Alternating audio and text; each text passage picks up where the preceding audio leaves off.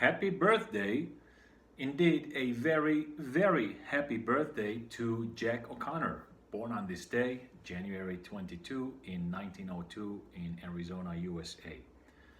Jack O'Connor is best known in firearms enthusiast and hunting circles for being a prolific, indeed a very, very prolific author and writer. He wrote for mostly for Outdoor Life, a very well-known outdoors and hunting magazine, very serious publication. And he even wrote for some other contemporary magazines such as Reader's Digest and even Esquire and Cosmopolitan and the like, which at the time weren't just pornography and propaganda. They were fairly serious publications at the time, fashion and women's magazine. And he also published, or actually authored, about a good dozen books. The books are very, very beautiful, very well written. He was a big proponent of hunting and riflemanship and understanding, being well-rounded in terms of the shooting sports, especially the outdoors and hunting. He advocated people to be well educated and well-rounded in these areas. If they go out to hunt, he always encouraged people to extend their knowledge beyond just the hunt, beyond just the firearm, to understand the environment and to be healthy and to be serious about their craft. I mostly want to focus on his writing, but I will definitely mention that he was a big proponent of the 270 cartridge. For those of you who don't know, the 270 is a cartridge built on the 30-06, professionally known as the 30-06 Springfield. It is the same case, just neck down, meaning that the area to accept the bullet is reduced to a smaller diameter, smaller caliber. And what he did with that, he created a cartridge that's identical in powder capacity to the 30-06, but pushes a smaller, lighter bullet at a higher speed. And of course, that results in having a what is called flatter trajectory in rifleman's lingo. That means that the cartridge drops less and is more reliable to longer distances. Of course, he had his detractors, people who said that such a projectile does not carry enough energy to the target. So we're talking mostly about hunting, and that is of course a very serious factor. Nonetheless, the main point is that by advocating so vocally and so loudly for the 270, he set in motion, or at least he was very instrumental in setting in motion the cartridge industry and the cartridge tinkering industry, always coming up with new cartridges and new designs and new standards for the shooting community. And this is a trend that continues to this day and is very developed. Another area that he advocated much in his time was telescoping rifles. In his time, the optics industry was quasi non-existing or in its infancy, and he advocated a lot to use telescopes, gun-sight telescopes, or as we know them, scopes. Like I said, at the time the industry was in its infancy. There were just a very few scope manufacturers. There was, of course, the Lyman Alaskan, which was a 2x scope, at least in the beginning, and then they came out with a 2.5 times model and a 2 3/4. And then there was also a Weaver.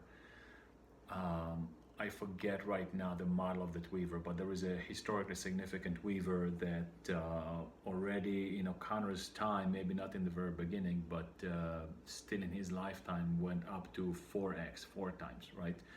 And that was a big deal. Today we have scopes that go to 16, 20, 30x, but back then it wasn't like this, and of course we didn't have that many choices. So he pushed and advocated for that very, very hard. He also developed working relationships with famous gunsmiths and ammunition designers. P.O. Ackley comes to mind, very famous gun and especially ammunition designer, as well as Al Beeson, who was a very classic gunsmith. He worked on beautiful, very elegant, beautiful, and also functional rifles. He was an ardent proponent of making the rifles look classy and beautiful, to use walnut stocks, well checkered, properly checkered, and his books are just superlative. One of his first books, or maybe even his first book, is this, the Rifle Book. It's a good book. It's well written. It's engaging, and for someone who is interested in the topic, it is, in my opinion, a must read. However, I want to focus on what I consider his crowning achievement. He has some more books. He has books on sheep hunting and the hunting rifle, hunting sheep in the United States. But I consider this his crowning achievement. All of his books are good. His style is reminiscent, has a little bit of flavor of Hemingway. I typically call him the Ernest Hemingway of firearms. And when you compare these two books, this I think is his first one, the Rifle Book, and this is a little bit later, not very late in his career. But this gives you a glimpse into the progress and the development of an American author. This book is superlative. It's just unbelievable. It's very, very well written.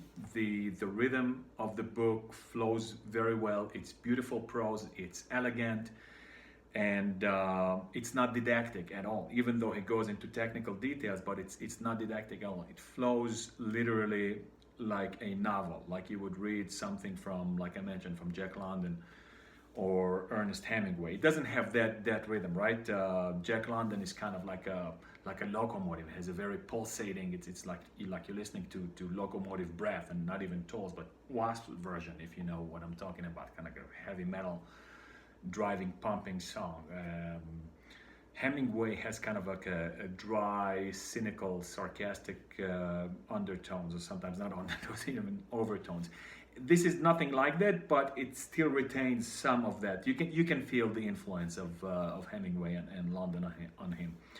But my main point is that the reading just flows, and he's an expert, a master teacher, conveying ideas even to lay people. Doesn't take the reader for granted, but explains something without over-explaining it, clarifying terms and explaining what, why, and when. Just a very, very beautiful book. It's truly a work of art and a feat in teaching. It reads like a bona fide novel. So he was definitely someone who was well versed in classic literature and knew how to convey all of this in a very, very fluid and flavorful and engaging way, to the point where I would recommend this book to anyone who has even a slight interest in literature, which is sadly something that is missing from our contemporary society. I think that no matter where you are socially or politically, well, maybe not no matter, but for most people, regardless of their political and societal ideas, bringing back literature and literacy would be very, very beneficial in this day and age of social media and very immediate and sometimes not polite and not respectful discourse. But he was the antithesis to that. He was a gentleman. He was always well-rounded, always advocated for people to improve themselves, to educate themselves, and he just wrote superlatively without being bossy, without demanding that people accept or listen to his ideas. He completed a Grand Slam before it was even instituted. And for those who don't know, in hunting, a Grand Slam is taking a certain number of species in a certain area, so in a certain continent. And that's sort of like a competition or an accomplishment. So if you document this, you can bring it to the SCI or whoever the governing body is, and they can certify you that you completed a North American Grand Slam or an African or an Asian Grand Slam. So there you have it. Jack O'Connor, January 22nd, 1902 to January 20th, 1978. A great proponent of developing and advancing riflery, riflemanship, the hunting, the outdoors, knowledgeable. He was also a teacher. At a certain point, I think he started his career as a teacher, and his books are just prolific. Definitely, the complete book of rifles and shotguns is very, very, very highly recommended, as are his other books. I think the hunting rifle is another very, very good one, and hunting sheep or sheep hunting.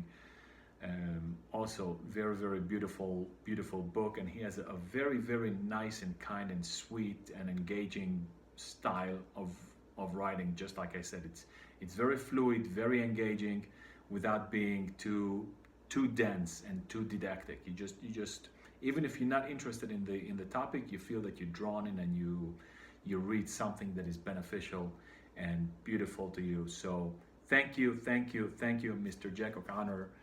You have been very, very instrumental in many areas of the outdoors industry. Like I mentioned, optics, like I mentioned, cartridge development, emphasis on functional, accurate, but also beautiful and elegant rifles. And he was also an accomplished shotgunner and a handgun enthusiast. But his primary arm was always the rifle. And so today we commemorate him on his birthday and thank him for all of his hard work and inspiration that he did for numerous generations.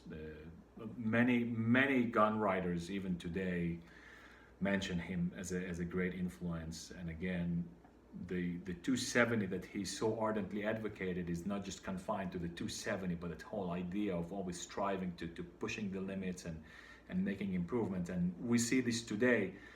Every other couple months or so, a new cartridge is being introduced. Of course, not all of them stick, not all of them stay forever, but that idea of being very, very dedicated and enthusiastic and trying to make improvements both to the ammunition and the arm themselves is largely thanks to him. So again, thank you, Mr. O'Connor. We love and appreciate you and your writing, and a superlative author.